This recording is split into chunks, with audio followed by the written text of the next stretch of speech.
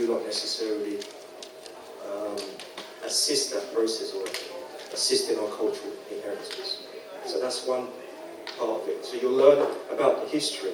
You learn about how art was used. You also learn about what is it, conversations around what is it we need to do today and the images that we need to create for tomorrow.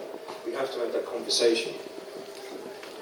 How did you, in relation to that question, so in seeing that how art is used by Caucasian people, how were you able to kind of have that mind shift for yourself? Well, we have contemporary art today. There's a conversation going, what is African art? And people are saying you can't really pinpoint what is African art or what is contemporary African art today. Saying it's just world art. And lots of black artists will just say, I'm just an artist. But there is an aesthetics that ties you back to what you can say what African art is. There is. That conversation has to be had. Because you have to know the difference between what is Eurocentric art and what is African art. African art is over here, Eurocentric art is over here. It's not to say Europeans are not creating African art, yes they are. But it's the concepts and ideas that you have behind your art that is for the world, not against the world. And you have to understand how that was done in traditional African context and how we need to do that today to take us forward.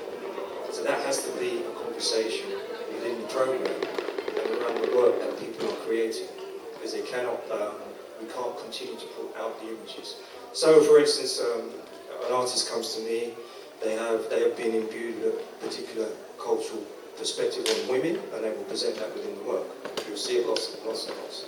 And then I have to have a conversation. I cannot say it's wrong, I just have to have a conversation with the artist and give them another point of view. And then you'll find you'll start to lean over. And before you know it, come out of the program, he's an African man. It's just a different way that traditionally in Africa, the woman will present it in a particular way that we respect it, and that respect would always be continuous within the image. It will not present something different. So when you see in other cultures, we would not disrespect our women visually in that way. So that's another remit. You have to understand.